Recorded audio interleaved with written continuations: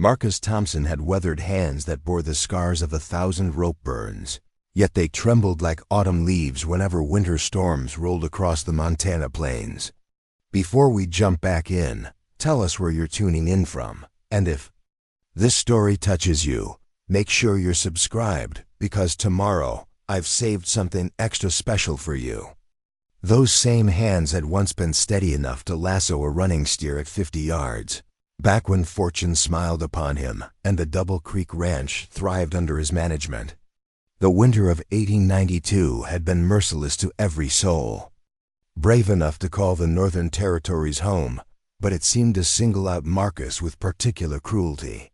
His cattle lay frozen beneath 3 feet of snow that refused to melt even as March arrived with promises of spring that never came. The banknotes he carried in his worn leather satchel represented the final payment on a ranch that had been in his family for 2 generations, and those payments were now 3 months overdue.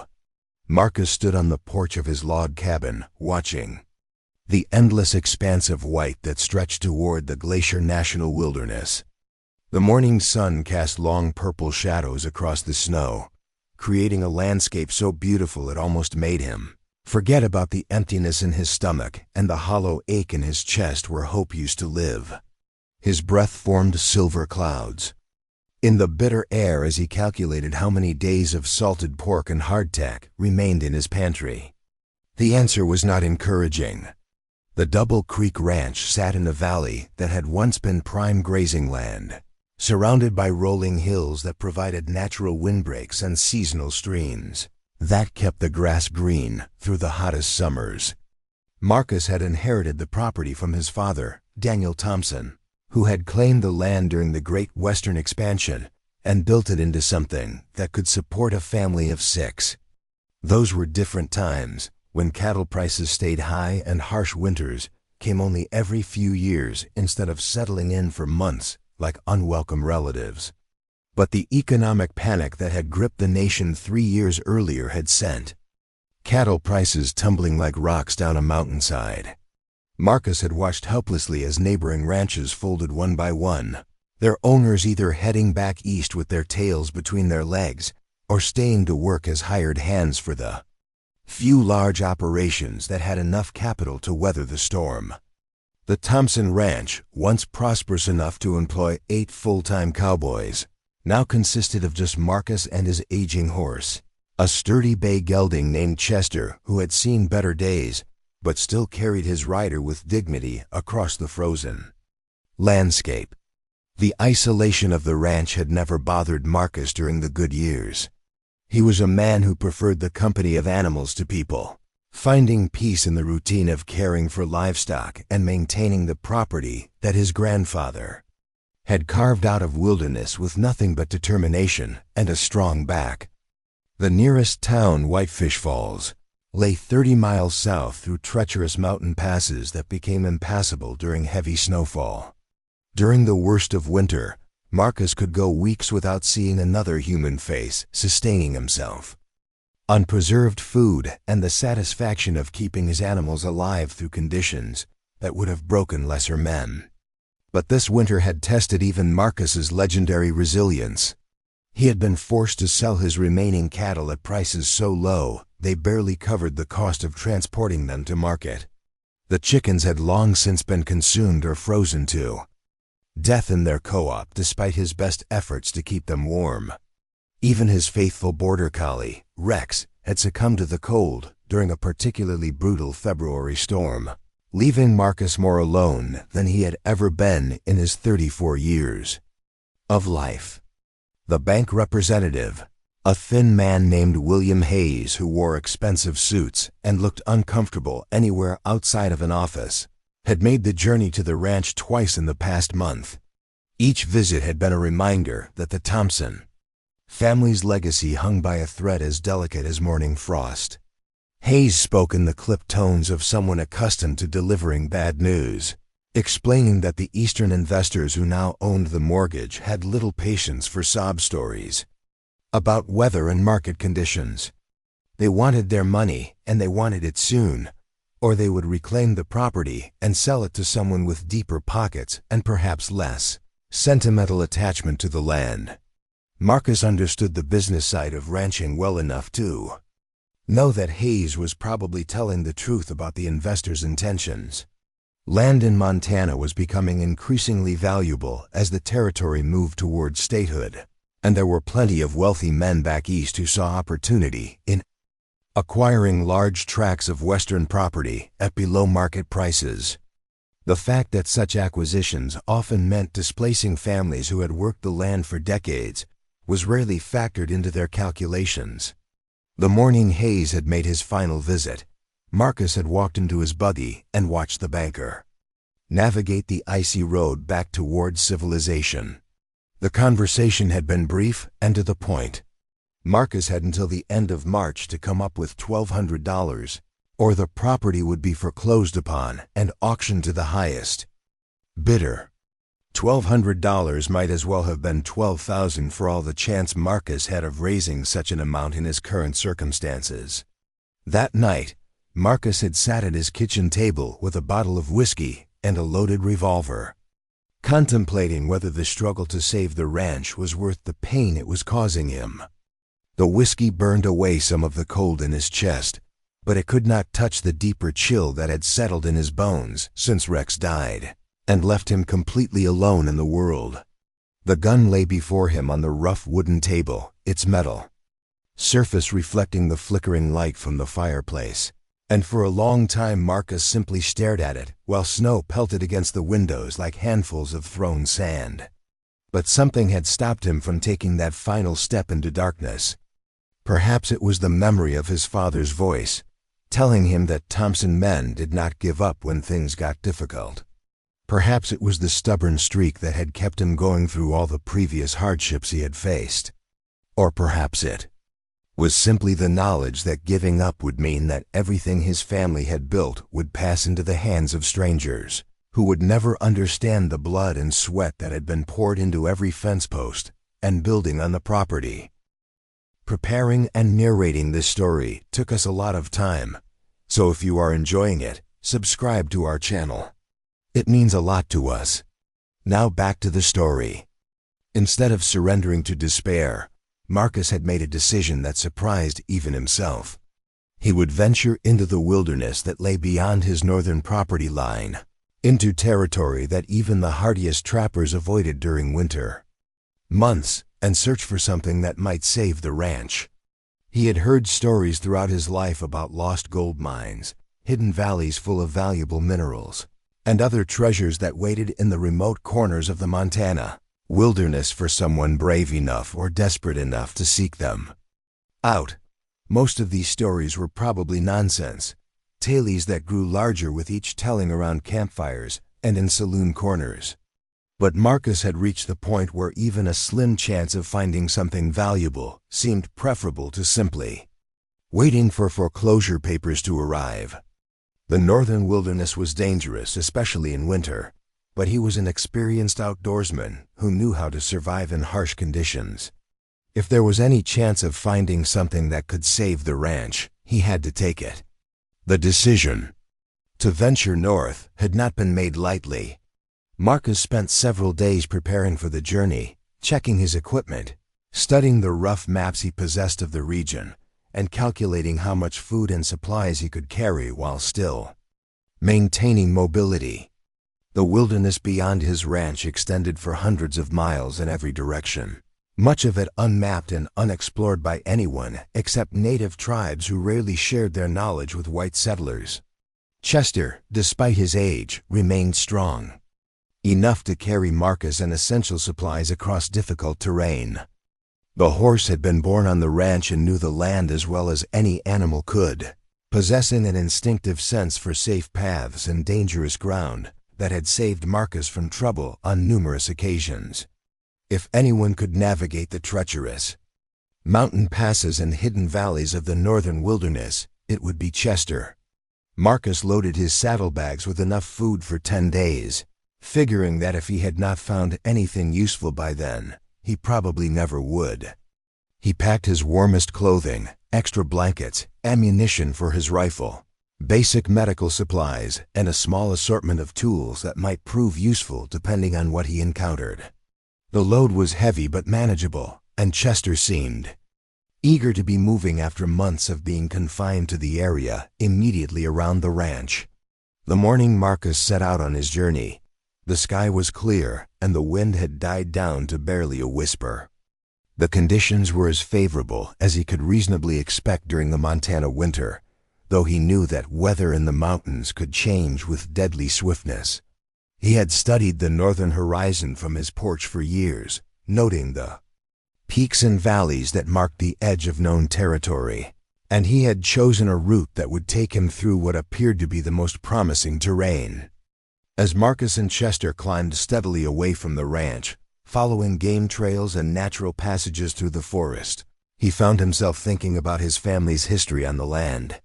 His grandfather, Samuel Thompson, had been among the first wave of settlers to establish permanent homesteads in the region, arriving with little more than a wagon full of basic supplies and an unshakable belief that hard work could overcome any obstacle. Samuel had chosen the site for the ranch because of its proximity to water and its natural protection from the worst of the mountain weather, but he had also been drawn to the area because of its wild beauty and the sense of endless possibility that seemed to emanate from the untouched landscape. Samuel had spent his first winter in Montana living in a dugout shelter carved into a hillside, surviving on game he could hunt and trading with friendly native tribes for supplies he could not provide for himself. By spring, he had cleared enough land to plant crops and had begun construction of the first permanent building on what would become the Double Creek Ranch. Over the following years, Samuel had gradually expanded his holdings, acquiring additional land through homestead claims and purchasing adjacent properties from other settlers who decided that frontier life was not for them. Marcus's father, Daniel, had inherited his father's vision and determination. Building upon the foundation Samuel had laid by expanding the cattle operation and establishing relationships with buyers in distant markets, Daniel had lived through the Indian Wars, the arrival of the railroads, and the transformation of the territory from a lawless frontier into something approaching civilized society. He had seen fortunes made and lost, had weathered economic downturns and natural disasters, and had always managed to keep the ranch profitable through a combination of hard work, careful planning, and occasional good luck. But the current crisis was unlike anything the Thompson family had faced before. The economic depression that had gripped the nation showed no signs of lifting. Cattle prices remained stubbornly low, and the harsh winters seemed to be becoming more frequent and more severe. Marcus sometimes wondered if the land itself was changing, if the reliable patterns his father and grandfather had learned to depend upon were shifting in ways that made traditional ranching increasingly difficult. As Chester picked his way carefully up a steep mountain trail, Marcus allowed his mind to wander to memories of better times. He remembered summer evenings when the ranch had buzzed with activity, when hired hands had filled the bunkhouse with laughter and conversation, when cattle had dotted the hillsides like scattered coins. He remembered the pride in his father's voice when neighbors complimented the quality of Thompson cattle, and the satisfaction of knowing that their family name was respected throughout the territory. Those memories felt distant now, like scenes from someone else's life. The man who had once managed 8 employees and hundreds of head of cattle had been reduced to a desperate treasure hunter venturing into unmapped wilderness in search of salvation. The irony was not lost on Marcus, but he pushed aside thoughts of how far he had fallen and focused instead on the possibility, however remote, that his current journey might lead to something that could restore his family's fortunes. The first day of travel took Marcus and Chester through familiar territory, though they were moving farther from the ranch than Marcus typically ventured. The landscape was beautiful in its stark simplicity, endless expanses of snow broken by clusters of evergreen trees and the occasional rocky outcropping that thrust upward from the white blanket like the bones of some buried giant. The silence was profound, broken only by the soft sound of Chester's hooves in the snow, and the occasional crack of a tree branch giving way under the weight of accumulated ice.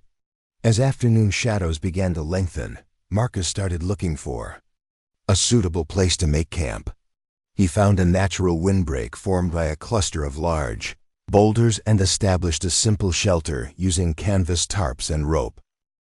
A small fire provided warmth and allowed him to heat water for coffee and prepare a simple meal of beans and salt pork. Chester was content to paw through the snow in search of grass and seemed untroubled by the cold, his thick winter coat providing adequate protection against the elements. That first night in the wilderness, Marcus lay in his blankets listening to the absolute silence that surrounded him. It was different from the quiet of the ranch, which was punctuated by familiar sounds like the wind through the eaves of the house or the occasional lowing of cattle. This was a deeper silence, the kind that seemed to press against his ears and remind him of how small and insignificant he was in the vast scheme of the natural world. But there was something peaceful about that insignificance. For months, Marcus had carried the weight of responsibility for saving the ranch, the pressure of knowing that generations of family history depended on his ability to find a solution to their financial problems. Out here in the wilderness, those concerns seemed less immediate, replaced by more basic considerations like staying warm, finding food, and navigating safely through unfamiliar terrain. The second day brought more challenging travel as Marcus and Chester moved into territory that was completely unknown to them. The mountains grew steeper and more jagged, creating a landscape that was both beautiful and intimidating. Ancient glaciers had carved deep valleys between towering peaks, and these valleys were filled with snow so deep that it was impossible to determine what lay beneath the white surface. Marcus found himself navigating by instinct and educated guesswork, following natural corridors that seemed to lead in the general direction he wanted to go, while avoiding terrain that looked particularly dangerous.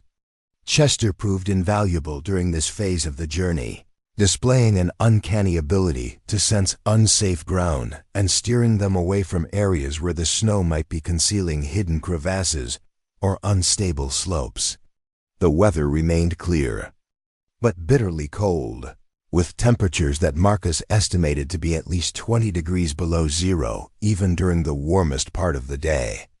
His breath formed ice crystals that clung to his beard and mustache, and his fingers grew numb inside his thick leather gloves despite his best efforts to keep his circulation moving. Chester seemed to tolerate the cold better than Marcus did, but even the hardy horse showed signs of fatigue as they climbed steadily higher into the mountains. On the evening of the second day, Marcus made camp in a protected valley where a partially frozen stream provided access to water and a small grove of trees offered some protection from the wind.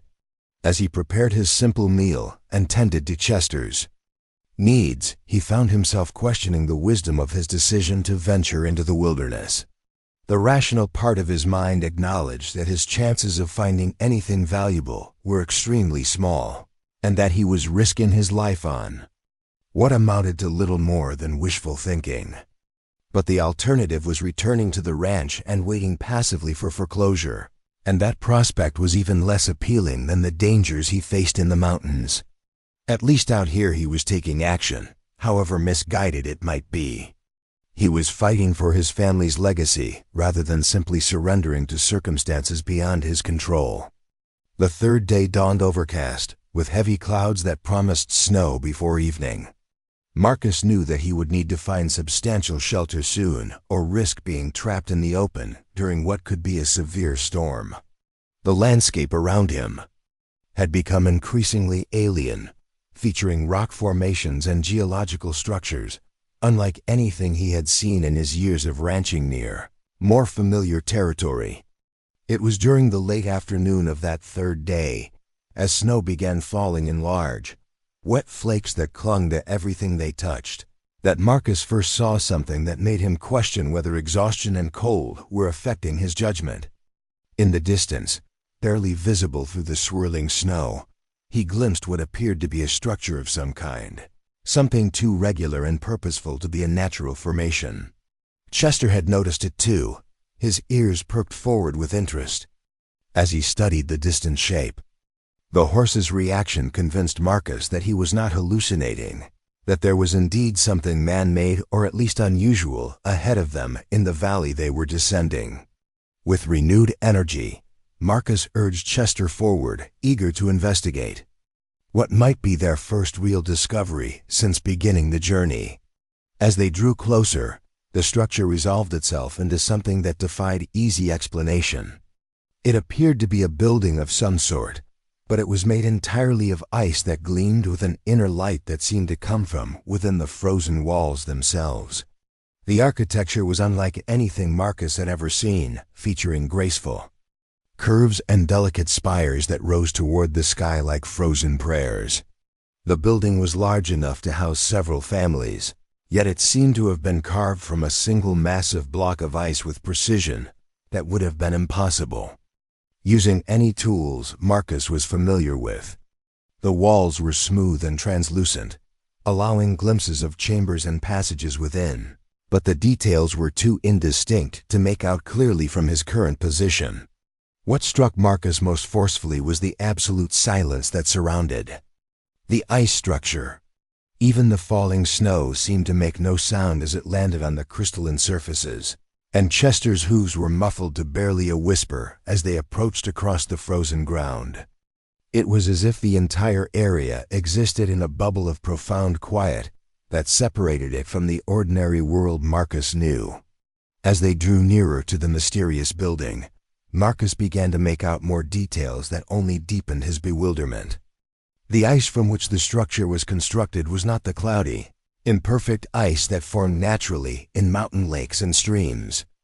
Instead, it was crystal clear, so transparent that it seemed like solidified air, and it possessed an internal luminescence that cast gentle blue-white light in all directions. The architectural style was completely foreign to anything Marcus had encountered in his travels throughout the Western Territories. Rather than the straight lines and right angles that characterized most buildings he knew, this structure featured flowing curves and organic shapes that seemed to have grown rather than been built. Spires twisted gracefully upward like frozen vines, and archways curved with mathematical precision that suggested both great skill and an aesthetic sensibility completely different from anything in Marcus's experience. Standing before the ice palace, for that was the only term that seemed adequate to describe what he was seeing, Marcus felt a mixture of awe and apprehension that left him momentarily paralyzed with indecision. Every instinct told him that he had stumbled upon something extraordinary, something that might indeed provide the salvation he had been seeking. But he also sensed that he was in the presence of forces beyond his understanding or control. The falling snow continued to swirl around them, but Marcus noticed that none of it seemed to stick to the surfaces of the ice building. Instead, the flakes appeared to be absorbed into the crystalline walls, adding to the structure's luminescence, without affecting its perfect transparency. The effect was both beautiful and deeply unsettling, suggesting that this was no ordinary building constructed by human hands. Chester stood quietly beside him, showing none of the nervousness that horses typically displayed when confronted with unfamiliar situations. Instead, the animal seemed almost mesmerized by the sight before them, his dark eyes reflecting the pale light that emanated from the ice palace like captured stars. Marcus dismounted and approached the building on foot, his boots crunching softly in the snow that covered the ground everywhere except in the immediate vicinity of the structure itself.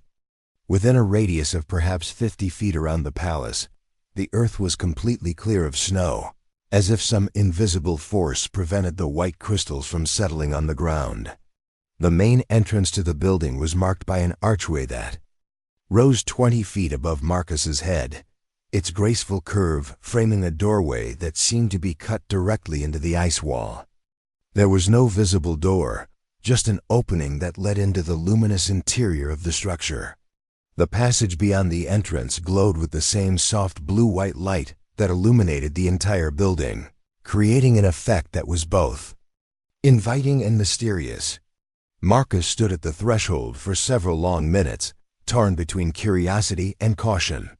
He had come into the wilderness seeking something that might save his ranch, and he had certainly found something unprecedented. But the ice palace before him was so far beyond anything he had expected to discover that he was uncertain how to proceed. The building showed no signs of recent habitation, yet it appeared to be in perfect condition, as if it had been completed yesterday rather than existing for whatever length of time it had stood in this remote valley. There were no tool marks visible on the ice surfaces, no evidence of the construction process that must have been required to create such an elaborate structure. As Marcus wrestled with his decision about whether to enter the mysterious building, he became aware of a sound that seemed to be coming from within the palace itself.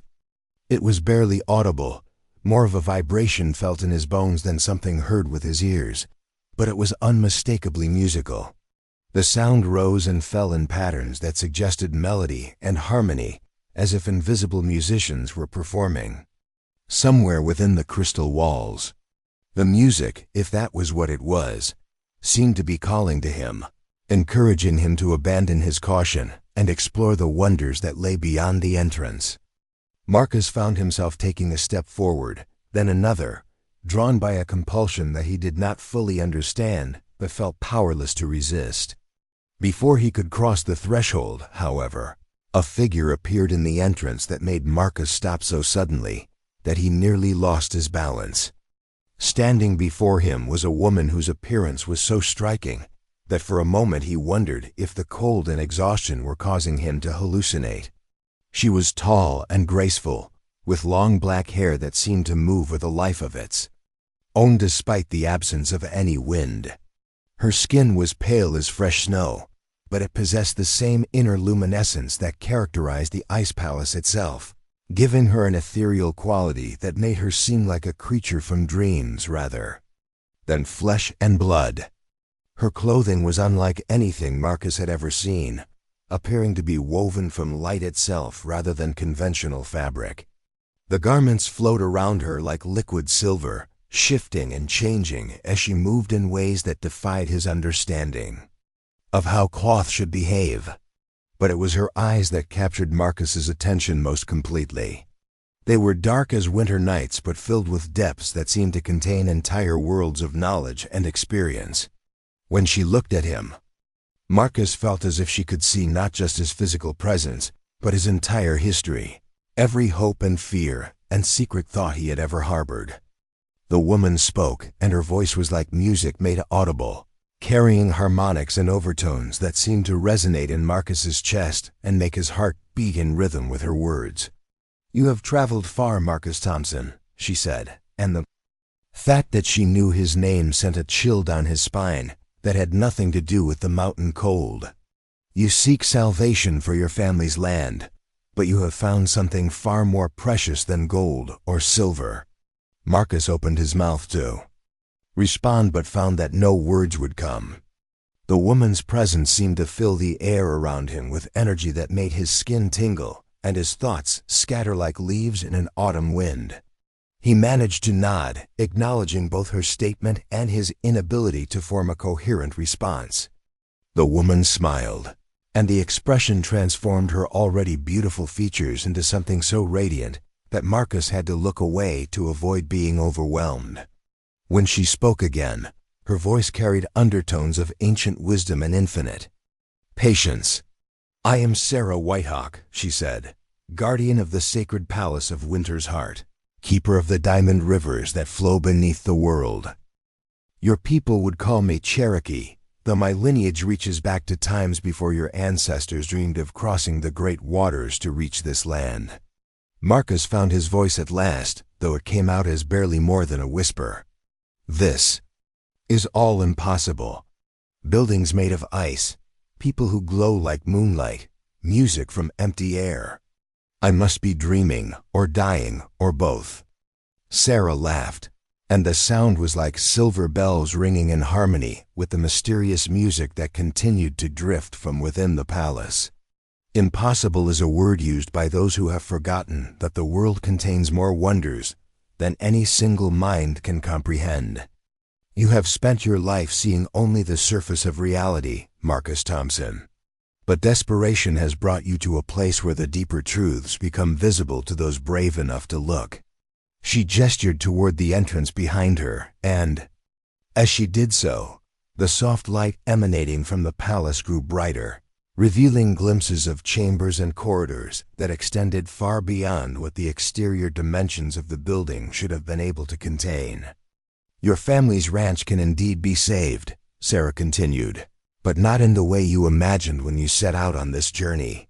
The treasures of the Diamond Rivers are not meant for ordinary commerce, not gold to be traded in distant markets or silver to be melted down into coins. They are gifts of power and knowledge, tools for healing the deep wounds that have been carved into the heart of the world by those who take without understanding the cost of their taking." Marcus stared at Sarah Whitehawk, his mind struggling to process what he was hearing. The woman before him spoke of diamond rivers and sacred palaces as if they were as real and tangible as the frozen ground beneath his boots. Her words carried a weight of certainty that made it difficult to dismiss them as fantasy, despite everything his rational mind told him about what was possible in the world. "I don't understand," Marcus managed to say, his voice hoarse from the cold and the shock of this encounter. "You speak of healing wounds in the world, of powers and knowledge. I came here looking for something to save my ranch, something practical. Gold, silver, precious stones. Something I could sell to pay off the bank and keep my family's land." Sarah's expression grew compassionate, and she took a step closer to him. As she moved, the light emanating from her seemed to pulse gently, casting shifting patterns of blue and silver across the snow-covered ground. "The wound you seek to heal in your own life is connected to larger wounds, Marcus Thompson. The land your family has called home for 3 generations suffers from the same sickness that threatens to take it from you. Your people have forgotten the old agreements, the promises made between the first settlers and those who walked these mountains long before your ancestors arrived." The Cherokee woman gestured toward the valley that stretched around them, and as she did so, Marcus began to notice details he had missed before. What he had taken for natural rock formations were actually the remains of ancient structures, weathered and worn but still visible to those who knew how to look. Stone foundations emerged from the snow like the bones of a lost civilization, and carved symbols on scattered boulders caught the light in ways that suggested they were more than random scratches made by wind and weather. "This valley was once a place of great power," Sarah continued, her voice taking on the cadence of someone recounting a sacred story. "The Cherokee people called it Nviasgaya, the place where waters sing. The streams that flow through here carry more than mountain runoff. They carry the memories of the earth itself, the accumulated wisdom of countless seasons, and the dreams of all who have ever called these mountains home." Marcus followed her gaze across the valley, seeing it with new eyes. The landscape that had appeared desolate and empty when he first descended into it now revealed layers of history and significance that he had been blind to before. The very air seemed to shimmer with possibilities he could not quite grasp, as if reality itself was more fluid here than in the ordinary world he knew. "But if this place is so important," Marcus said, "why is it abandoned? Where are the people who built these structures? And how is any of this connected to saving my ranch?" Sarah smiled, and again that expression transformed her features into something almost too beautiful to look upon directly. "The people are not gone, Marcus Thompson. We are still here, though we have learned to walk between the visible world and the deeper realms that most have forgotten exist. As for your ranch, the connection runs deeper than you can imagine." She turned toward the ice palace behind her, and the structure seemed to respond to her attention by growing brighter, its crystalline walls pulsing with renewed energy. "Your grandfather, Samuel Thompson, was one of the few white settlers who understood the true nature of this land. He made agreements not just with government officials and land speculators, but with the spirits of the place itself. He promised to be a guardian rather than merely an owner, to protect the sacred sites and honor the old ways, even as he built something new. Marcus felt a chill that had nothing to do with the mountain air. He had heard stories about his grandfather's interactions with local tribes, but they had always been presented as simple business arrangements, negotiations for safe passage, and trading rights. The idea that Samuel had made spiritual commitments added a dimension to his family's history that Marcus had never considered. Samuel kept his promises for many years, Sarah continued. He treated the land with respect, took only what was needed, and gave back more than he took. The prosperity of the Double Creek Ranch was built on that foundation of reciprocity and mutual respect. But as the years passed and circumstances changed, the family began to forget the deeper obligations that came with claiming this territory as their own. The Cherokee woman began walking slowly around the perimeter of the ice palace, and Marcus found himself following her as if drawn by an invisible cord. Chester trailed behind them, the horse showing none of his usual nervousness around strangers, but instead seeming as mesmerized by Sarah as Marcus himself was becoming. "Your father, Daniel, was a good man who tried to honor his father's legacy," Sarah said as they walked. But the pressures of modern business, the demands of distant markets and Eastern investors, gradually pulled him away from the old understandings. He began to see the land as a resource to be exploited rather than a living entity to be partnered with. The ranch became more productive in terms of cattle and profits, but it lost its connection to the deeper sources of abundance that had sustained it during your grandfather's time. They paused beside what appeared to be a window in the ice palace, though the opening had no glass or other barrier to separate the interior from the exterior air. Through this aperture, Marcus could see into a chamber filled with a soft golden light that seemed to come from everywhere and nowhere at once. The walls of the chamber were covered with intricate carvings that appeared to tell a story, though. The symbols were unlike anything in Marcus's experience. "The diamond rivers I spoke of are not rivers of water carrying precious stones," Sarah explained, noticing his fascination with the chamber beyond the window. "They are currents of spiritual energy that flow beneath the physical world, connecting all living things in patterns of mutual support and shared abundance. Your grandfather learned to tap into these currents, to align his activities with their flow rather than working against them. That was the true secret of his success." Marcus peered more closely at the carvings on the chamber walls, and as he did so, some of the symbols began to shift and change, rearranging themselves into patterns that almost made sense to him. He could see figures that looked like cattle and horses, images of people working the land, scenes of cooperation between different groups. The story being told seemed to be about harmony and balance, about finding ways for all inhabitants of a region to thrive together. "But how can any of this help me now?" Marcus asked, turning back to Sarah. "Even if I accept that there are spiritual dimensions to ranching that I never understood, I still have a very practical problem. The bank wants $1,200 by the end of March, or they'll foreclose on the property. I can't pay them with stories about energy currents and sacred agreements." Sarah's expression grew serious, and for the first time since he had encountered her, Marcus sensed something like sadness in her luminous features. "The practical and the spiritual are not separate realms, Marcus Thompson. They are different aspects of the same reality, and problems in one dimension always reflect problems in the other. Your family's financial difficulties are a symptom of a deeper disconnect from the sources of true abundance." She led him around to another side of the ice palace, where a different window revealed a chamber filled with what looked like flowing water, though the liquid moved in patterns that defied gravity and seemed to glow with its own inner light.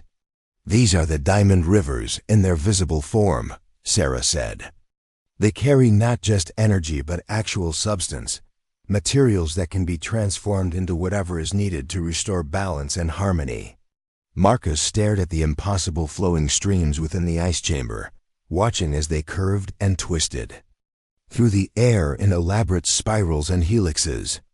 The water, if that was what it was, sparkled with points of light that did indeed look like diamonds, though they moved and shifted too quickly for him to focus on any individual point of brilliance.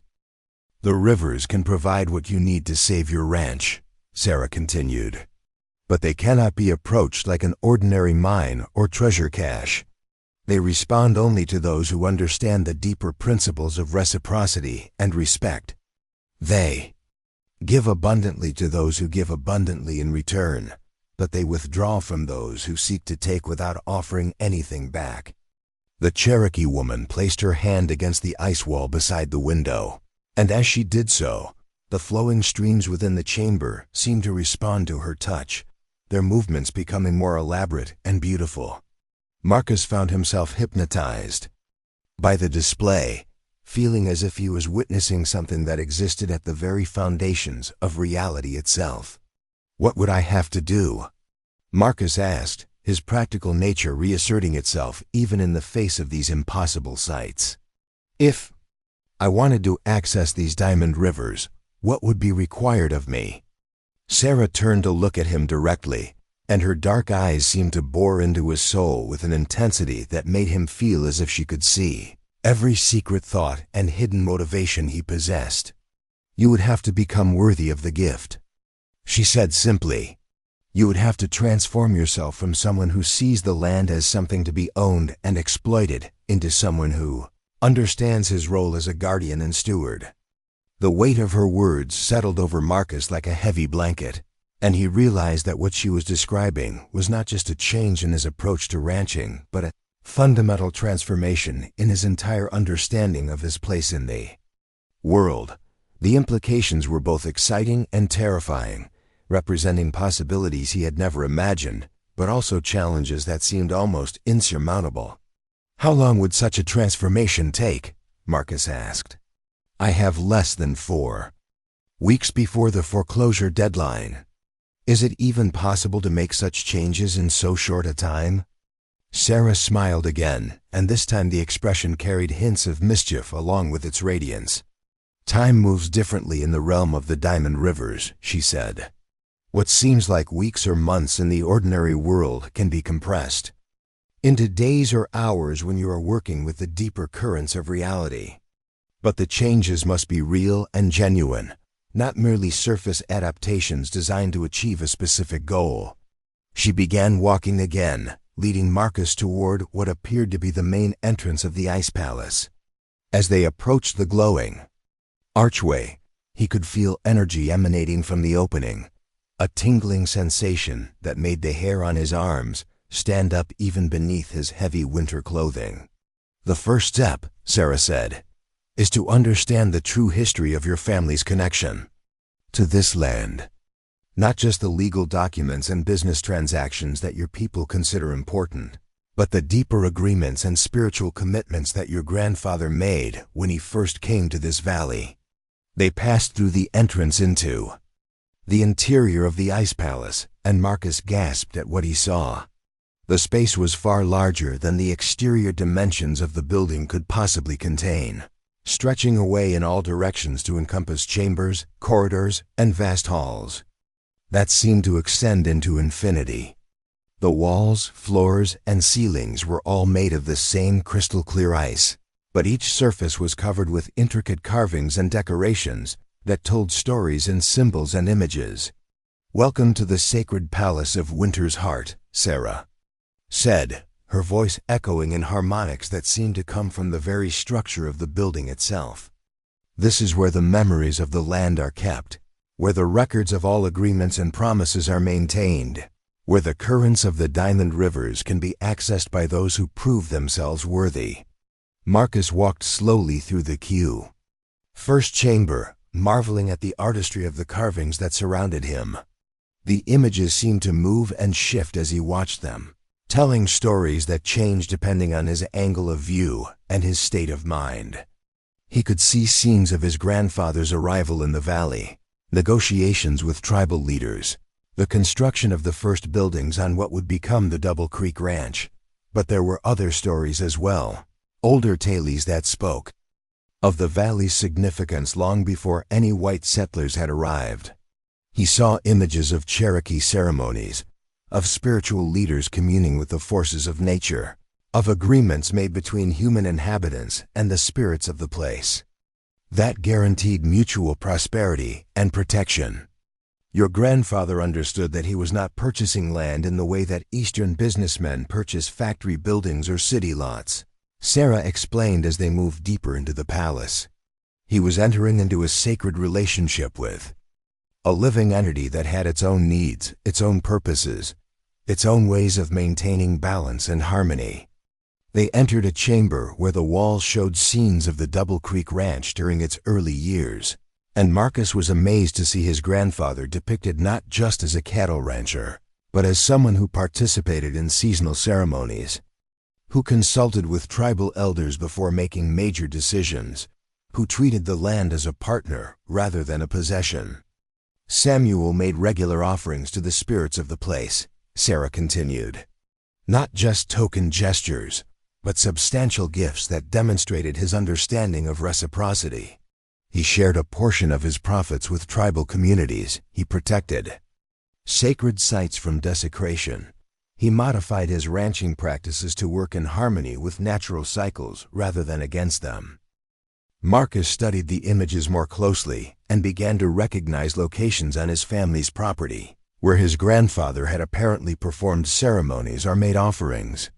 There was the grove of ancient trees near the north pasture that Samuel had always left untouched, claiming it was too rocky for grazing. There was the spring-fed pond that had never been used for watering cattle, despite its convenient location near the main grazing areas. I remember some of these places, Marcus said slowly. My father always said they were set aside for practical reasons, but I sometimes wondered why we never used them. They seemed like they would be valuable for the ranch operation. Sarah nodded approvingly. Your father maintained the external forms of your grandfather's agreements, even though he had forgotten their deeper significance. The protected areas remained untouched. The seasonal patterns were still observed, but the spiritual understanding that gave these practices their power was gradually lost. They moved into another chamber where the carvings showed the gradual changes that had taken place at the Double Creek Ranch over the years. Marcus could see his father depicted in scenes that showed him becoming increasingly focused on business concerns, spending more time dealing with distant buyers and financial arrangements, and less time in direct contact with the land itself. Daniel was not a bad man, Sarah said gently, noticing the distress in Marcus's expression as he watched his family's spiritual connection to the land slowly erode. He faced pressures that your grandfather never had to deal with. The territory was becoming more connected to national markets, the economic systems were becoming more complex, and the simple reciprocal arrangements that had worked in earlier time seemed inadequate to meet the new challenges. The final chamber in this section of the palace showed scenes from Marcus's own life, and he was startled to see himself depicted in ways that revealed aspects of his character and motivations that he had never consciously acknowledged. The carvings showed him as someone who had inherited not just property, but a deep longing for connection with something greater than himself, though he had never understood how to fulfill that longing. You have felt the emptiness, Sarah said, her voice soft with understanding. You have sensed that something essential was missing from your approach to ranching, but you did not know what it was or how to find it. The recent crisis, the threat of foreclosure, these are not random misfortunes. They are the land's way of calling you back to the old understandings. Marcus sank onto what appeared to be a bench carved from ice, but which was somehow warm to the touch, and put his head in his hands.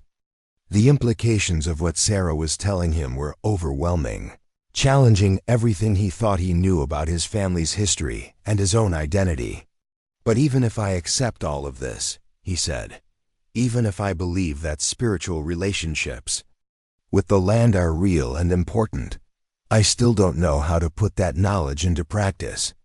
How do I make offerings to spirits I cannot see? How do I establish agreements with forces I do not understand? And how do I do it quickly enough to save the ranch before the foreclosure deadline? Sarah sat beside him on the crystalline bench. And as she did so, Marcus felt a warmth and sense of comfort that seemed to emanate from her presence. "The first step is always the most difficult," she said. "It requires you to release your attachment to controlling outcomes and instead focus on aligning yourself with the deeper patterns of harmony and balance." She gestured toward the chamber. Walls and the carvings began to shift again, this time showing scenes of what appeared to be instruction or initiation rituals.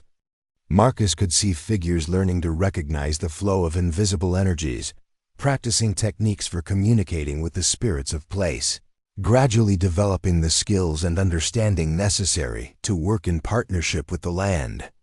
"The diamond rivers will provide what you need to save your ranch," Sarah continued, "but they cannot be accessed through force or clever manipulation.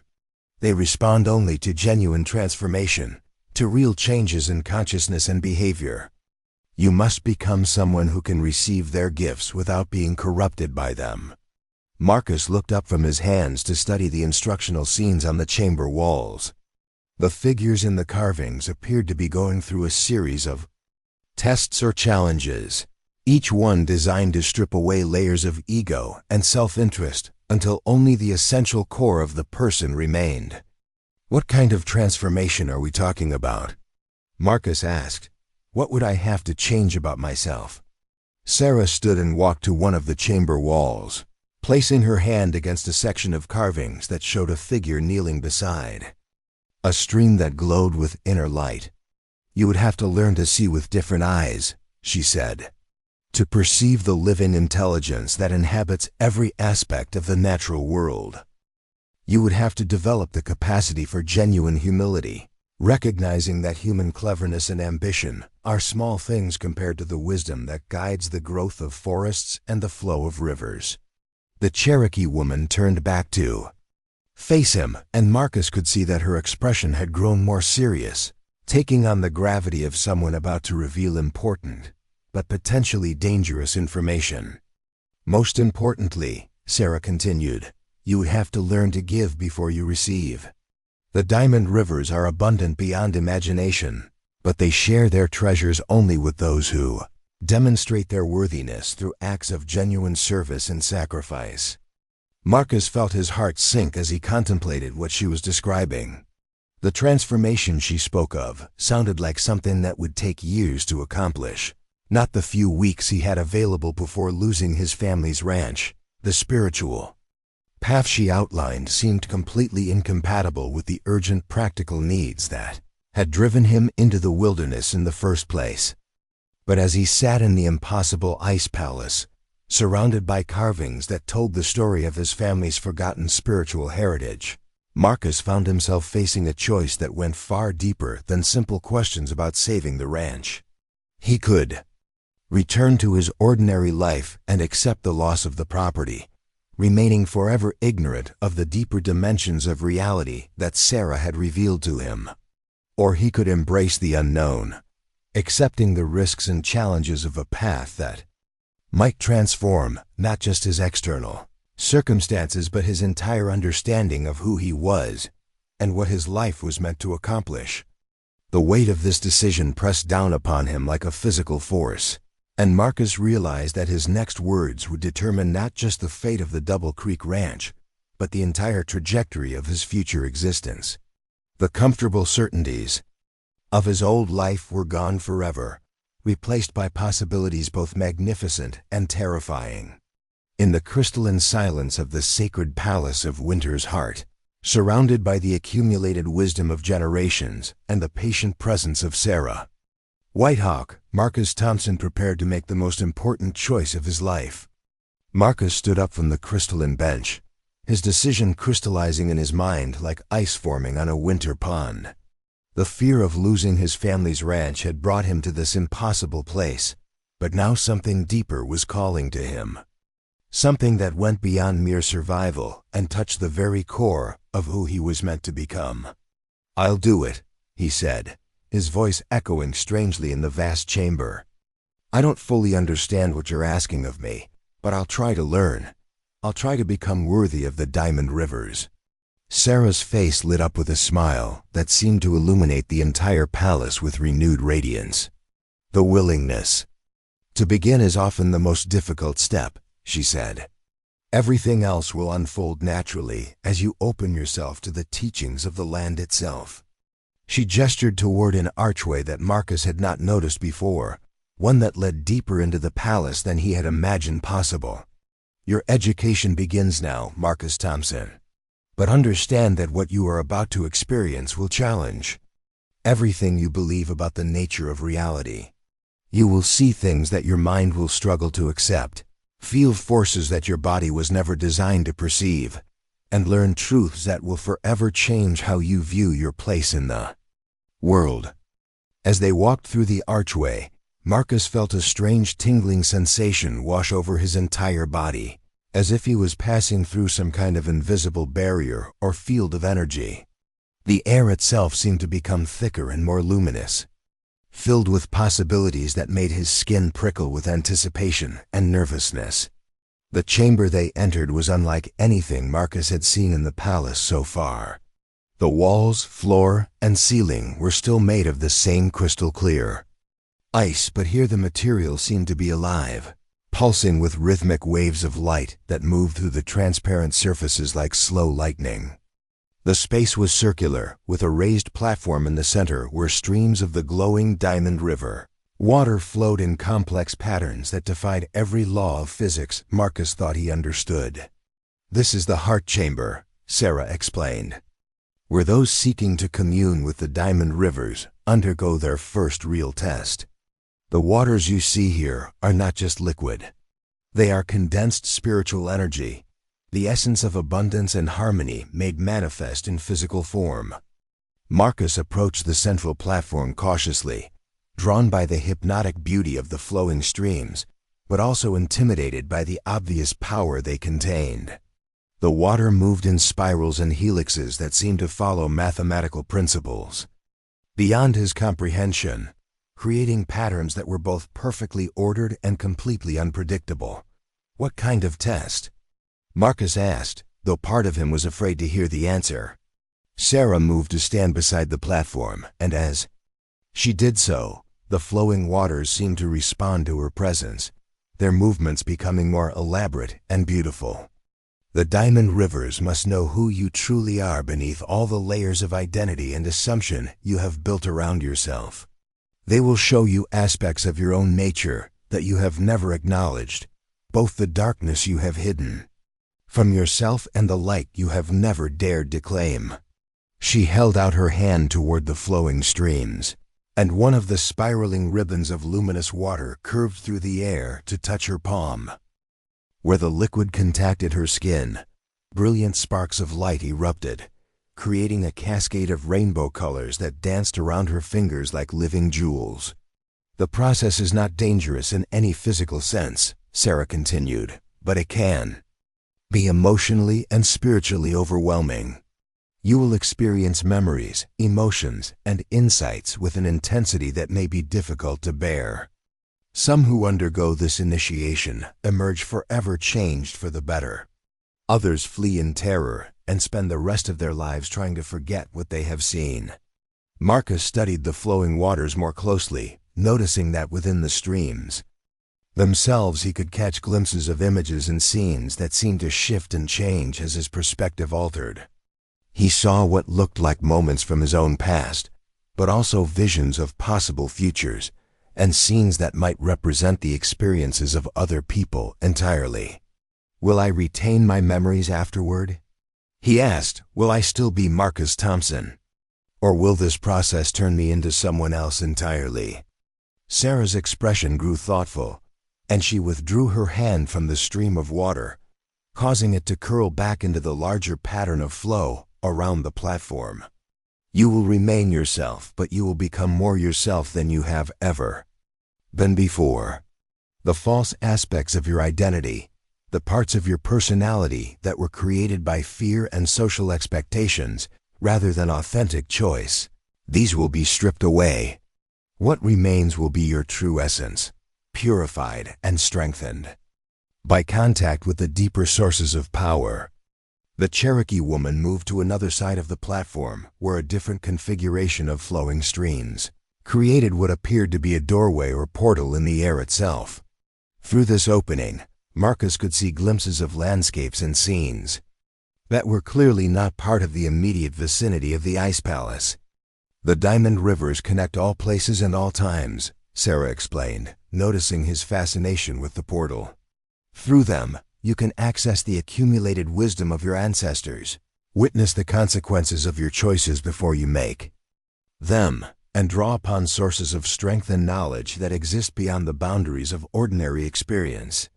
Marcus felt a mixture of excitement and terror as he contemplated what she was describing. The rational part of his mind insisted that none of this could be real, that he was probably suffering from exposure and hypothermia and experiencing elaborate hallucinations. But a deeper part of him, a part that seemed to have been dormant his entire life, recognized the truth in Sarah's words and yearned to experience the transformation she promised. "How do I begin?"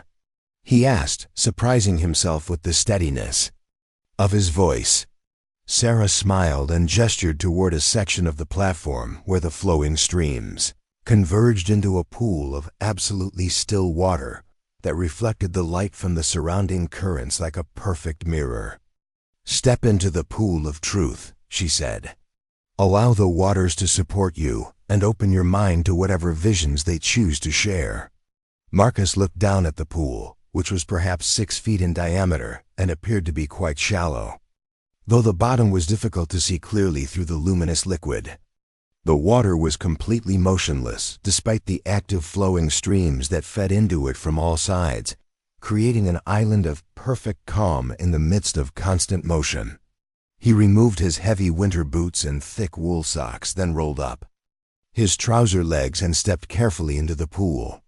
The water was warm despite the frigid air of the mountain valley outside, and it tingled against his skin with a sensation that was both soothing and energizing.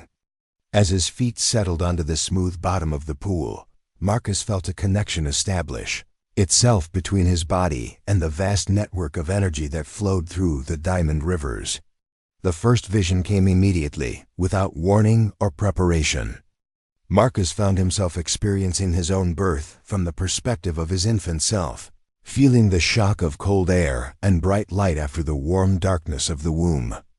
But layered over this personal memory were other scenes of beginning.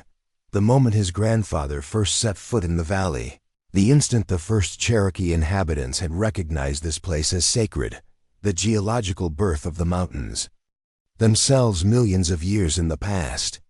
The intensity of experiencing multiple timelines simultaneously was overwhelming, and Marcus might have stumbled and fallen if not for the buoyant properties of the luminous water that seemed to support him regardless of his physical balance.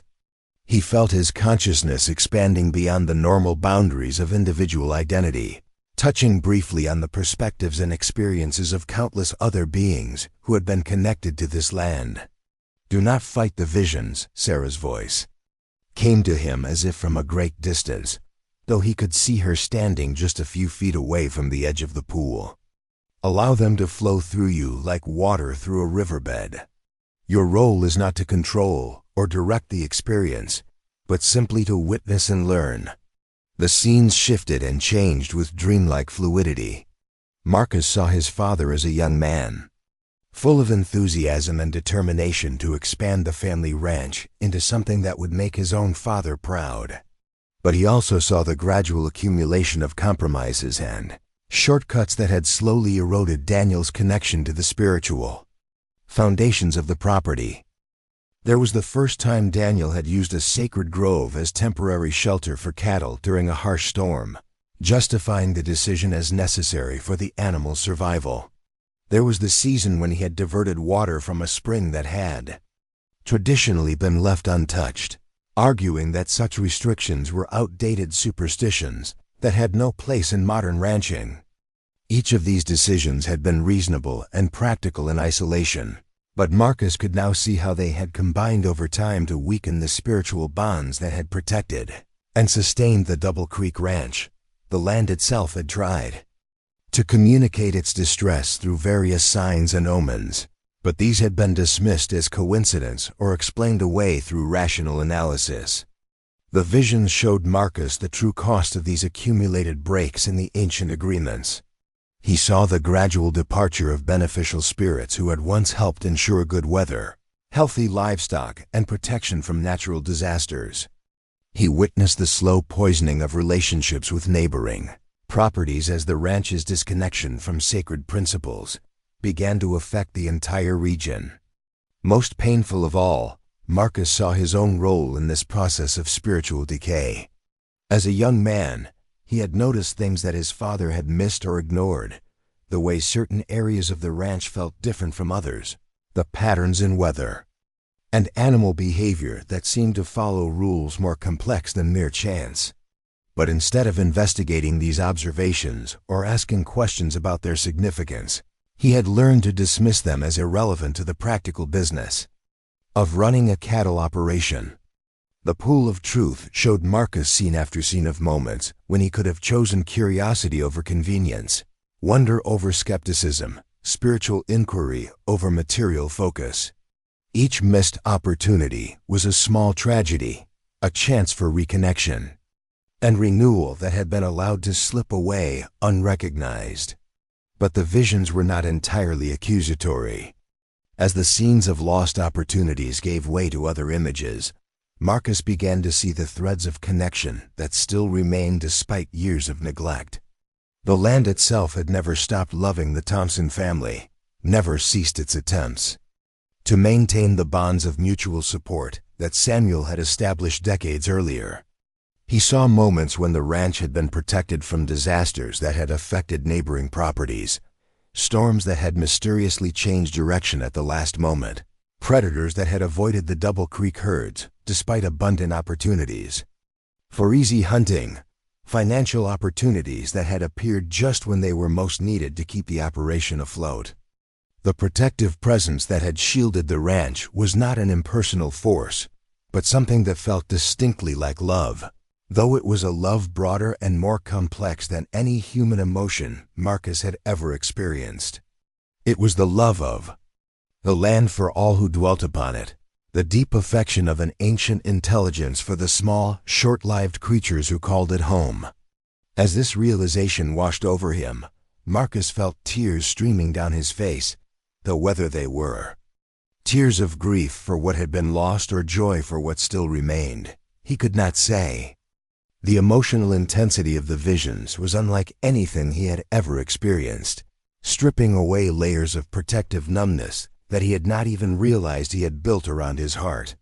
The scene shifted again, and now Marcus found himself witnessing possible futures that might unfold depending on the choices he made in the coming days and weeks. In one timeline, he saw himself returning to the ranch empty-handed, watching helplessly as bank representatives arrived to begin foreclosure proceedings. The Double Creek property was sold to Eastern investors who had no understanding of its sacred significance, and the land was gradually divided and developed in ways that severed its remaining connections to the spiritual realm. In another possible future, Marcus saw himself making a desperate attempt to rob a bank or stagecoach, driven to crime by his inability to accept the loss of his family's legacy. This path led inevitably to prison or death, and the ranch was still lost, though through violence rather than simple financial failure. But there were other possibilities as well, futures that seemed to glow with golden light and promise. Marcus saw himself returning to the Double Creek ranch with knowledge and abilities that transformed not just his own property, but the entire region. He witnessed scenes of abundance and harmony that seemed almost too good to believe.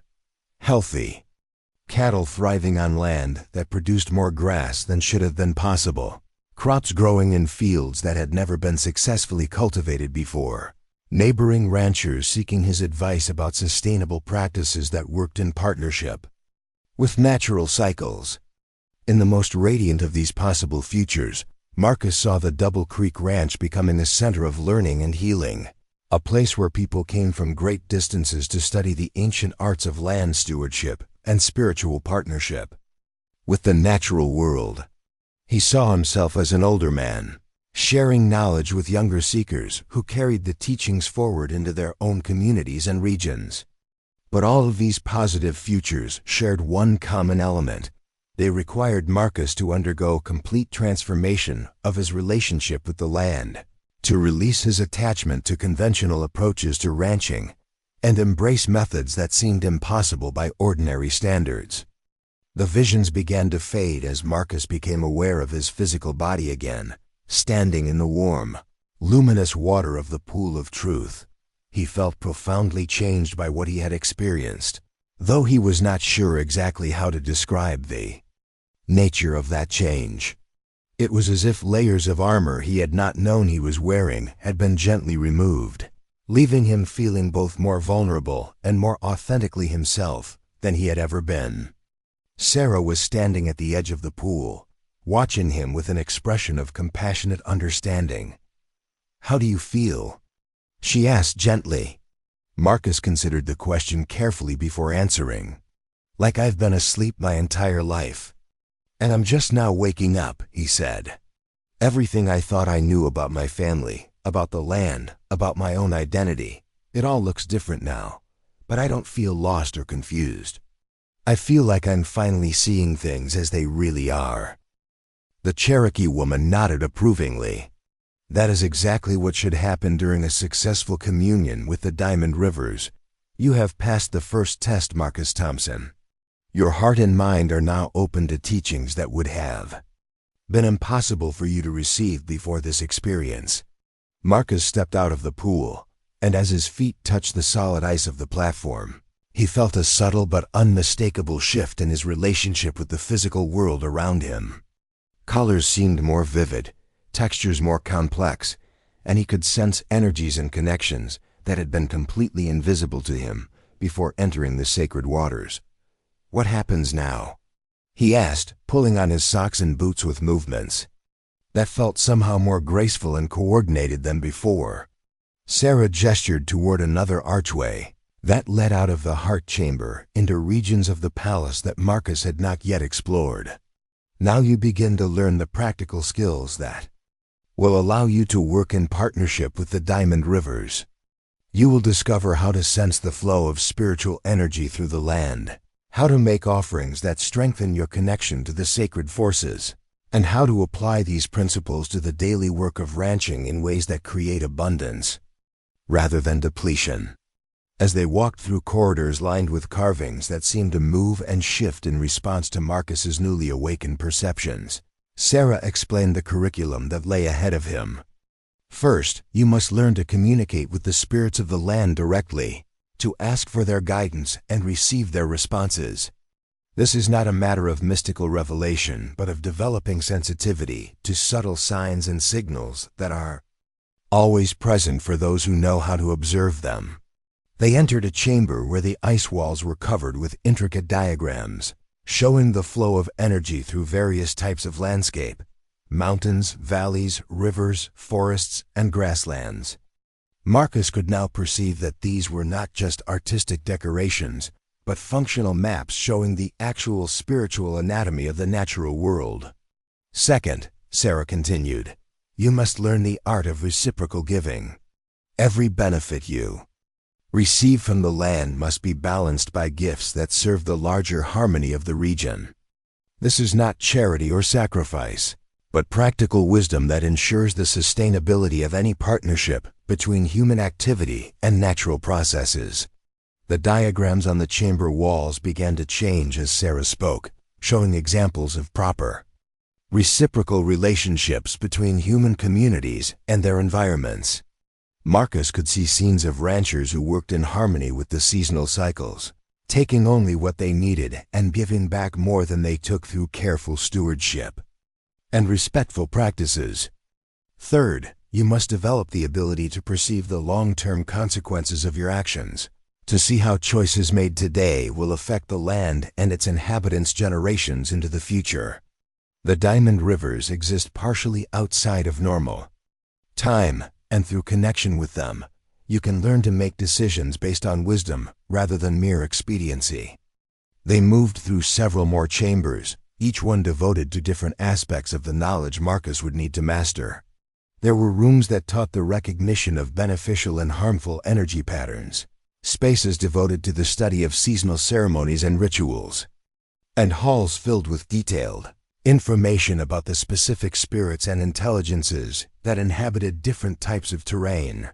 The scope of learning required was vast, and Marcus began to feel overwhelmed by the complexity of what he was being asked to master. "How can I possibly learn all of this in just a few weeks?" he asked. "It seems like it would take years to develop even basic competency in these areas." Sarah smiled and led him into a final chamber that was smaller and more intimate than the others. Here the walls were covered not with instructional diagrams, but with simple, beautiful patterns that seemed to shift and change in response to his emotional state. "Time moves differently when you are learning in partnership with the diamond. Rivers," she said.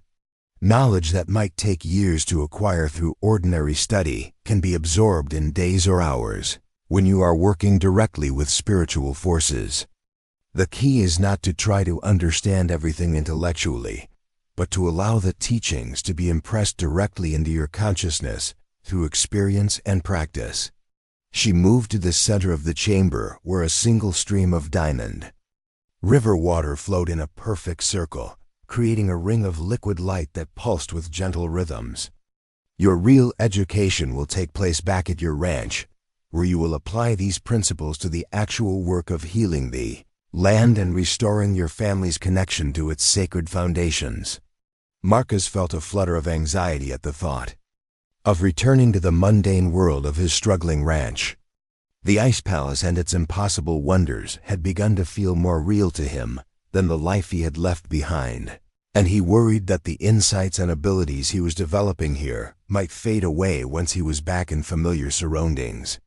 "Will I remember everything when I leave this place?" he asked. "Will the knowledge and perceptions I've gained here remain accessible to me in the ordinary world?" Sarah reached into the flowing ring of water and withdrew something that made Marcus's eyes widen in astonishment.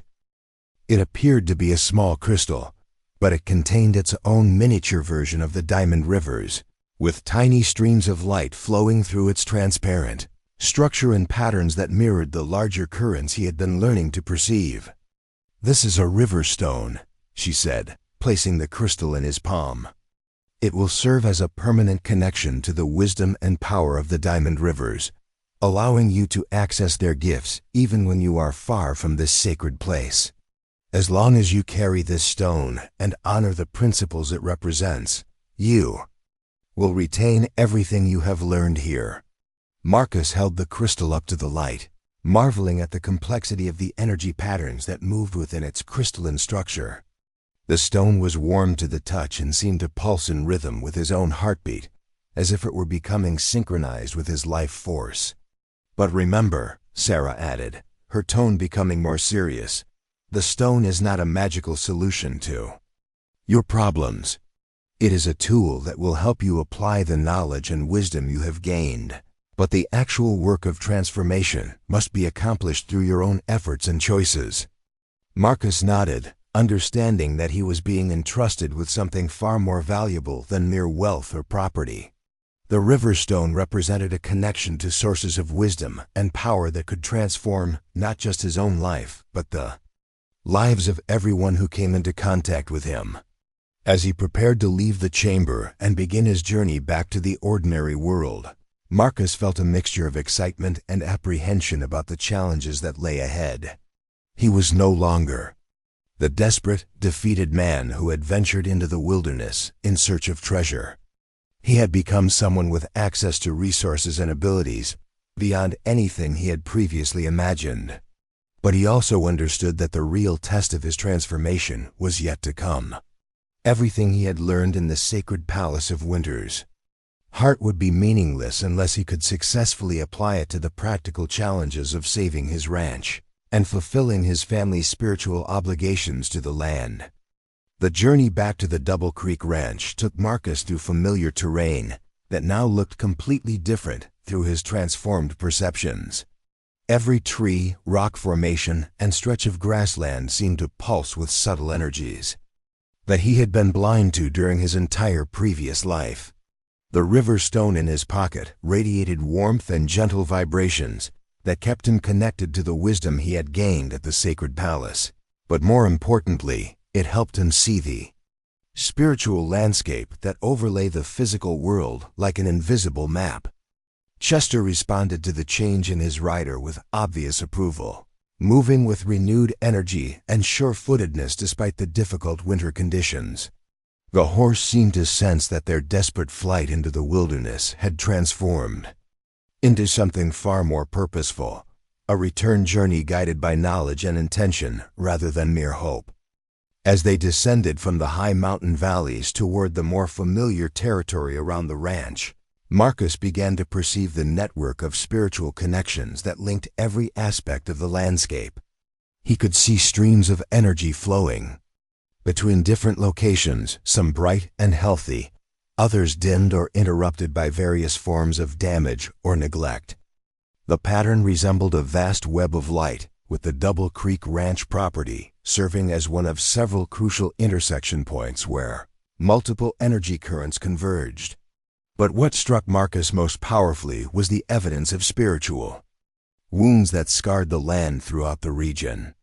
These appeared as dark spots or tangled knots in the otherwise luminous web of connections, places where the natural harmony had been disrupted by activities that ignored or actively violated the sacred relationships that maintained the area's balance and prosperity. Some of these wounds were ancient, dating back to conflicts between different groups of people who had claimed the territory over the centuries. Others were more recent, caused by mining operations, railroad construction, or ranching practices that treated the land as nothing more than a resource to be exploited. Marcus could see how these injuries in the spiritual fabric of the region created ongoing problems, areas where crops failed inexplicably, locations where livestock sickened. Despite adequate food and water, properties that drove their owners to financial ruin regardless of their skill or hard work. The Double Creek Ranch itself showed signs of both health and damage, reflecting the mixed legacy of 3 generations of Thompson family stewardship. The areas where Marcus's grandfather Samuel had honored the old agreements still glowed with vitality and protective energy. But other sections of the property showed the dimming effects of gradual neglect, places where the spiritual connections had weakened over time as practical considerations took precedence over sacred obligations.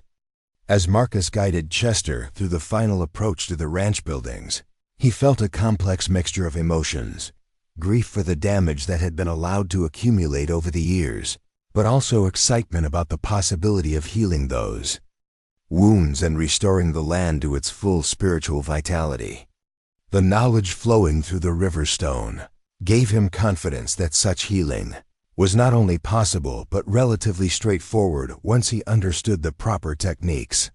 The ranch buildings looked small and shabby after the impossible grandeur of the ice palace, but Marcus found himself seeing them with new appreciation for their role in his family's story.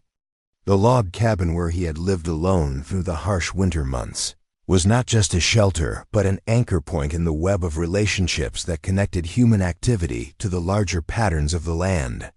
Even the modest barn and outbuildings served important functions in maintaining the balance between civilization and wilderness that his grandfather had worked so carefully to establish. Marcus spent his first evening back at the ranch walking slowly around the entire property, using his enhanced perceptions to map the current state of its spiritual health. The river stone helped him identify locations where the energy flow was blocked or disturbed, areas that would need immediate attention if he was going to restore the ranch's connection to the protective forces that had once ensured its prosperity. The most serious problem was immediately obvious. The sacred grove that his grandfather had always protected now showed signs of spiritual starvation. Although the trees themselves appeared healthy from a physical perspective, Marcus could see that the spiritual beings who had once inhabited the grove were weak and diminished, cut off from the regular offerings and ceremonies that had sustained them for decades. The spring-fed pond that had traditionally been reserved for ceremonial purposes was in even worse condition. Years of being ignored had allowed its spiritual guardians to withdraw almost entirely, leaving behind only the faintest traces of the powerful presence that had once made this location a focal point for the entire region's energy network. But Marcus also discovered positive surprises during his survey of the property. Several locations that he had never paid attention to revealed themselves as minor sacred sites that still maintained some degree of spiritual vitality despite years of neglect. A cluster of distinctive rocks near the southern boundary line, a particular bend in the creek that flowed through the north pasture, even a weathered old fence post that marked the corner of the original homestead claim, all showed signs of residual spiritual significance. Most encouraging of all, Marcus found evidence that the land itself had been trying to communicate with him for years, through signs and omens that he had dismissed or explained away.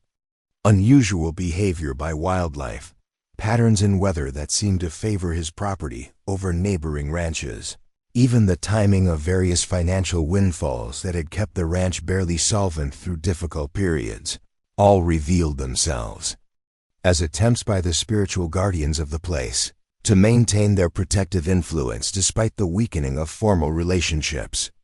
The realization that he had been receiving help all along, even when he was unaware of its source, filled Marcus with a profound sense of gratitude and responsibility. The land had never abandoned his family despite their growing neglect of sacred obligations. Now it was his opportunity to restore those relationships and ensure that future generations would benefit from the full protection and abundance that came with proper spiritual stewardship. Marcus's first practical task was to re-establish regular offerings to the spiritual guardians of the most important sacred sites on his property. The knowledge flowing through the river stone provided detailed guidance about what kinds of gifts would be most appropriate and effective. Unlike the elaborate ceremonies he had witnessed in his visions, these offerings were remarkably simple. Clean water poured onto the earth with sincere gratitude, portions of food shared with the invisible inhabitants of special places, tobacco burned with prayers for the health and prosperity of all who called the region home. The effects of these renewed offerings became apparent almost immediately. Within days of beginning his regular rounds of the sacred sites, Marcus noticed changes in the behavior of wildlife on his property. Birds that had been absent throughout the harsh winter began returning in unprecedented numbers, filling the air with songs that seemed to celebrate the restoration of proper relationships. Deer and elk began grazing openly in areas where they had avoided for years, apparently sensing that the ranch was once again a place of safety and harmony. Even more dramatically, the weather patterns affecting the Double Creek Ranch began to shift in favorable directions. While neighboring properties continued to struggle with the lingering effects of the brutal winter, Marcus's land experienced an early warming that melted the snow and revealed grass that was surprisingly green and abundant for so early in the season. These positive changes did not go unnoticed by Marcus's neighbors, several of whom made special trips to the ranch to ask about his farming and ranching techniques. Tom Bradley, whose property bordered the Double Creek Ranch to the east, was particularly curious about what had caused the sudden improvement in conditions.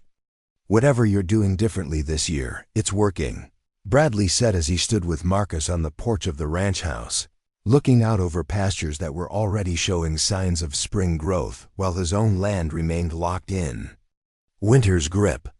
"I've been ranching in this area for 15 years, and I've never seen anything like the way your property is responding to the season." Marcus found himself in the delicate position of wanting to help his neighbor without revealing the full truth about his recent experiences. He began sharing some of the more practical aspects of what he had learned about working in harmony with natural cycles, presenting the information as family traditions that he had recently rediscovered rather than spiritual teachings received from a Cherokee guardian in a mystical ice palace. "My grandfather used to say that the land responds better when you treat it as a partner rather than just a resource," Marcus explained, offering advice that was both truthfully accurate and acceptably conventional. He had specific ways of timing different activities to work with seasonal energy patterns rather than against them. Bradley listened with growing interest as Marcus described techniques for reading natural signs to determine the best times for planting, moving livestock, and making improvements to buildings and fences. These methods combined practical wisdom about farming and ranching with subtler awareness of the spiritual forces that influenced agricultural success. Word of Marcus's improved circumstances spread quickly through the local community, reaching the attention of William Hayes, the bank representative who had been pressuring him about the overdue mortgage payments. Hayes made an unscheduled visit to the ranch in early April, expecting to find the same desperate, defeated man he had dealt with during previous encounters. Instead, he discovered a property that seemed to have undergone a miraculous transformation. The pastures were lush and green, despite the early date. The remaining livestock appeared healthy and well-fed, and Marcus himself radiated a confidence and vitality that contrasted sharply with the despair that had characterized their previous meetings. "Mr. Thompson," Hayes said, clearly surprised by what he was observing, "I have to admit that I wasn't expecting to find things in such good condition. The reports I've been receiving suggested that your operation was in severe distress." Marcus smiled, feeling no trace of the anxiety and defensiveness that had plagued him during earlier conversations with the banker. The connection to the Diamond Rivers had not only provided him with practical techniques for improving his ranch, but had also given him access to a deep well of inner calm and certainty that no external pressure could disturb. "Things have taken a turn for the better," Marcus replied simply. "I've been implementing some new approaches to land management that are showing very promising results." Hayes walked around the property with obvious amazement, noting improvements that seemed to have appeared overnight. Fences that had been in disrepair were now solid and straight. Buildings that had shown signs of neglect were clean and well-maintained, and the general atmosphere of the ranch conveyed prosperity and careful stewardship.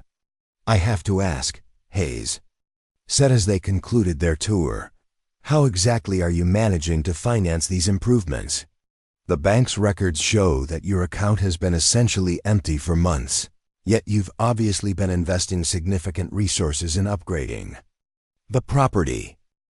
Marcus had anticipated this question and prepared an answer that was truthful without being complete. "I've been bartering labor with neighbors and using materials that were already available on the property but not being utilized effectively. Sometimes the best improvements don't require cash expenditures, just better organization and more creative use of existing resources." This explanation satisfied Hayes, who was primarily concerned with the ranch's ability to meet its financial obligations rather than the specific methods being used to achieve profitability. More importantly, the banker could see clear evidence that the Double Creek Ranch was moving in a positive direction rather than sliding toward inevitable foreclosure. "Well, Mr. Thompson," Hayes said as he prepared to leave, "I must say that I'm impressed with what you've accomplished here. If you can maintain this level of improvement for another month or two, I think the bank would be willing to discuss restructuring your loan terms to give you more time to get back on solid financial footing." As Hayes's buggy disappeared down the road toward town, Marcus felt a profound sense of satisfaction and accomplishment. The combination of spiritual renewal and practical application was producing results that exceeded even his most optimistic expectations. But he also understood that the real test of his transformation was yet to come. The knowledge provided by the River Stone included detailed information about advanced techniques that could produce even more dramatic improvements in the ranch's productivity and profitability. These methods involved working directly with the Diamond Rivers to channel abundance in ways that transcended ordinary economic principles. But accessing these deeper levels of spiritual partnership required Marcus to take risks that went far beyond anything he had attempted so far. The first major challenge involved the restoration of the sacred grove that served as one of the primary energy centers for his property. The spiritual beings that inhabited this location had been weakened by years of neglect, but they had not disappeared entirely. Revitalizing their presence would require a complex ceremony that would either dramatically strengthen the ranch's connection to protective forces or, if performed incorrectly, could potentially sever those connections permanently.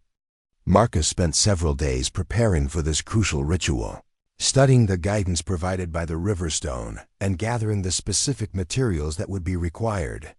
The ceremony needed to be performed at the exact moment when the moon was dark and the seasonal energies were in perfect balance, conditions that would occur only once during the current lunar cycle. On the appointed night, Marcus made his way to the sacred grove carrying offerings of water, tobacco, cornmeal, and other gifts that the spiritual guardians would find acceptable. The trees in the grove were ancient cottonwoods and oaks that had stood in this location for centuries, their massive trunks and spreading branches creating a natural cathedral that seemed designed for ceremonial purposes. As Marcus began the ritual, following the precise sequence of actions and words that the river stone had impressed into his consciousness, he felt the attention of invisible presences focusing on his activities with intense interest. The spiritual beings that inhabited the grove had been dormant for so long that his offerings came as a profound surprise, awakening them from a state that was closer to hibernation than active engagement with the physical world. The ceremony required Marcus to call upon the guardians by name, ancient titles that had not been spoken in this location for decades.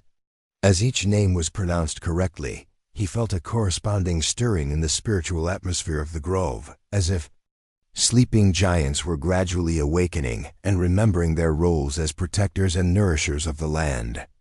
The culmination of the ritual involved Marcus placing his hands on the trunk of the largest tree in the grove and opening himself completely to the flow of energy that connected his property to the broader network of spiritual forces throughout the region. This was the moment of greatest risk, when his own spiritual essence would be temporarily merged with powers far greater than anything human consciousness was designed to contain. The sensation was overwhelming, like being caught in a river of liquid light that flowed through every cell of his body and every thought in his mind. For a terrifying moment, Marcus felt his individual identity beginning to dissolve into the vast intelligence that governed the growth of forests and the changing of seasons. But the river stone in his pocket served as an anchor, maintaining just enough connection to his personal consciousness to prevent him from being completely absorbed into the cosmic forces he was channeling. When the ceremony reached its completion, and Marcus was able to step back from the great tree, the entire grove hummed with renewed vitality. The spiritual guardians were fully awakened now, their presence so strong that the very air seemed to sparkle with invisible energy. The trees themselves appeared to be growing visibly, their branches extending and their leaves unfurling despite the early spring date. The effects of the grove's restoration were felt immediately throughout the entire ranch property. Water sources that had been barely adequate for the needs of livestock and irrigation suddenly flowed with renewed vigor. Grasslands that had been marginal for grazing became rich and productive almost overnight. Even the soil itself seemed to become more fertile, supporting plant growth that exceeded anything in the ranch's recorded history. More importantly, the awakened guardians of the grove began actively working to protect and enhance all activities on the Double Creek Ranch that were aligned with principles of mutual benefit and sustainable stewardship. Marcus found that projects which honored the spiritual agreements his grandfather had made proceeded with unusual ease and efficiency, as if invisible hands were helping to guide his efforts. Conversely, any activity that threatened to damage the land's spiritual integrity encountered obstacles and setbacks that forced him to reconsider his approach.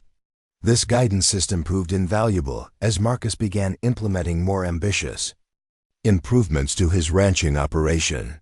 The Riverstone provided knowledge about advanced agricultural techniques that worked in partnership with spiritual forces to produce abundance that seemed to violate Natural laws. Crops could be grown in locations and seasons where they should not have been able to survive. Livestock could thrive on pastures that should not have been able to support them. And the entire ranch began generating prosperity that attracted attention from across the territory.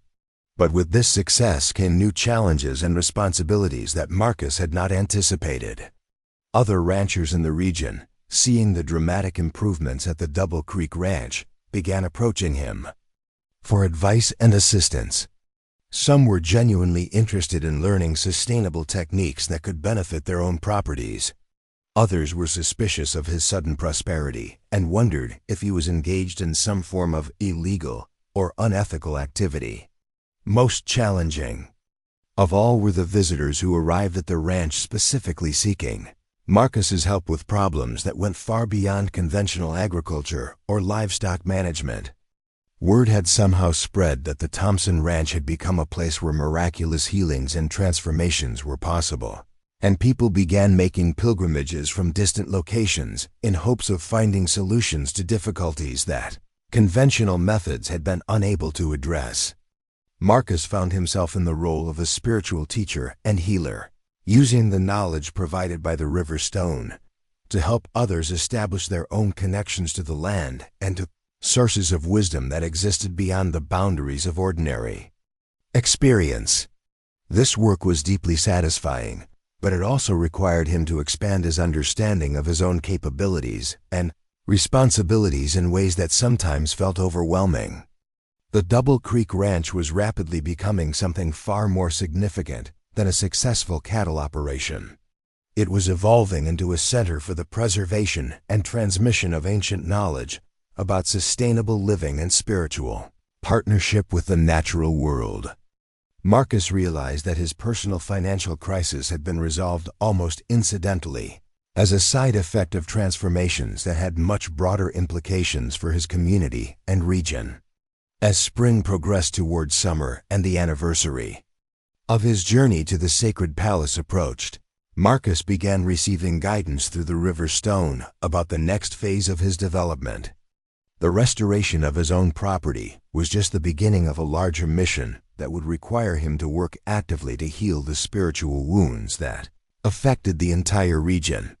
This expanded calling would mean taking risks that went far beyond anything he had faced so far, confronting forces of opposition and ignorance that had been accumulating power for decades. But it would also offer opportunities to create positive changes that could benefit countless people and restore balance to areas that had been damaged by generations of exploitation and neglect. Standing on the porch of his transformed ranch house, looking out over pastures that glowed with health and abundance, Marcus Thompson understood that his desperate journey into the wilderness had led to discoveries that would shape the rest of his life and potentially influence the development of the entire region for generations to come.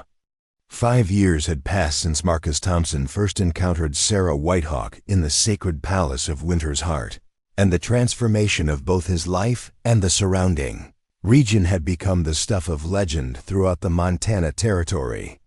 The Double Creek Ranch now served as the heart of a network of healing that extended across 3 states, with former visitors establishing their own centers of spiritual agriculture and sustainable living practices based on the teachings Marcus had learned from the Diamond Rivers.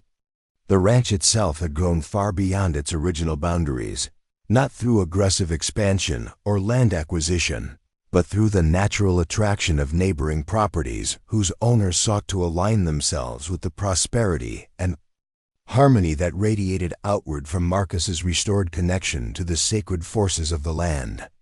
What had begun as a desperate attempt to save a failing cattle operation had evolved into a demonstration of what became possible when human activity worked in genuine partnership with the deeper intelligence of the natural world. Marcus stood at the edge of the sacred grove on a crisp autumn morning, watching as the latest group of students concluded their month-long intensive training in spiritual land stewardship. These were not desperate seekers like he had once been, but successful farmers and ranchers who had traveled from as far away as California and Texas to learn techniques that consistently produced abundance, while actually improving the health and vitality of the land rather than depleting it. The river stone in his pocket had long since become unnecessary for maintaining his connection to the diamond rivers. Years of practice and deepening relationship with the spiritual guardians of his property had developed his natural abilities to the point where he could perceive the flow of sacred energy as clearly as he could see the physical landscape. But he still carried the crystal as a reminder of the journey that had brought him to this moment, and as a tool for helping others establish their own connections to sources of wisdom beyond ordinary experience. Among the graduating students was a young woman named Emma Carson, whose story bore striking similarities to Marcus's own transformation. She had arrived at the ranch 6 months earlier on the verge of losing her family's farm in Kansas, desperate for any solution that might save the property that had been in her family for 4 generations. Like Marcus, she had been skeptical of approaches that seemed to violate everything she had been taught about practical agriculture, but her willingness to experiment with new methods had produced results that exceeded her wildest expectations. Emma's farm in Kansas was now thriving despite a regional drought that had devastated neighboring properties, and she was preparing to return home to establish her own teaching center where she could share the techniques she had mastered during her time at the Double Creek Ranch. Her success represented the kind of ripple effect that Marcus had learned to recognize as the true measure of his work's value. But perhaps the most significant validation of the path Marcus had chosen came from an unexpected source. Sarah Whitehawk had begun making regular appearances at the ranch, no longer as a mysterious guardian encountered in impossible circumstances, but as a trusted collaborator in the work of healing the spiritual wounds that affected the broader region. "You have exceeded even my most optimistic expectations," Sarah told Marcus as they walked together through the transformed landscape of his property. "When I first encountered you in the sacred palace, I hoped that you might become a successful guardian of your own small piece of land. I never imagined that you would develop into someone capable of teaching others to establish their own connections to the diamond rivers." The Cherokee woman's appearance had not changed at all in the 5 years since their first meeting, reinforcing Marcus's understanding that she existed partially outside the normal flow of time. Her presence at the ranch had become a source of inspiration and guidance for the students who came to study there, though she remained selective about when and how she chose to interact with the various visitors. "The work is far from finished," Marcus replied, gesturing toward the distant mountains where he knew other sacred sites remained dormant and disconnected from the network of spiritual healing he was helping to rebuild. "There are still so many places where the old agreements have been forgotten, so many wounds that need healing." Sarah smiled with an expression that carried both satisfaction and anticipation for future possibilities. "That is exactly the attitude that makes you worthy of the gifts you have received. The moment you begin to think that your work is complete, you lose the humility and openness that allows the diamond rivers to flow through you." As autumn deepened toward winter, Marcus began preparing for his annual pilgrimage to the sacred palace of Winter's Heart. This had become a tradition that served multiple purposes: renewing his own connection to the source of his knowledge and abilities, receiving guidance about the next phase of his mission, and bringing selected students to experience the transformative power of the diamond rivers for themselves. This year's group included Emma Carson and 3 other graduates who had demonstrated both the practical skills and spiritual maturity necessary to benefit from direct contact with the sacred palace. The journey to the high mountain valley where the crystalline structure maintained its impossible existence had become easier over the years as Marcus's understanding of the landscape's spiritual geography had deepened, but it remained a pilgrimage that required serious commitment and preparation. The palace itself had grown and evolved since Marcus's first visit, its crystalline walls now encompassing chambers and corridors that reflected the expanding network of healing and transformation that had spread outward from the Double Creek. ranch, new rooms had appeared to accommodate the different types of training and initiation that were needed for students with varying backgrounds and capabilities. But the heart chamber, where Marcus had first communed with the pool of truth, remained unchanged, still serving as the primary testing ground for those seeking to establish their own direct relationship with the Diamond Rivers, watching Emma and the other students undergo their own transformational experiences in the luminous waters. Marcus was reminded of his own journey from desperation to purpose, from isolation to connection. The visions that came to him during his own renewed communion with the sacred waters showed him glimpses of a future that exceeded even his expanded understanding of what was possible. He saw a time when the principles he was teaching would spread far beyond the agricultural communities where they had first taken root, influencing the development of entire cities and regions in ways that honored both human needs and the deeper patterns of natural harmony.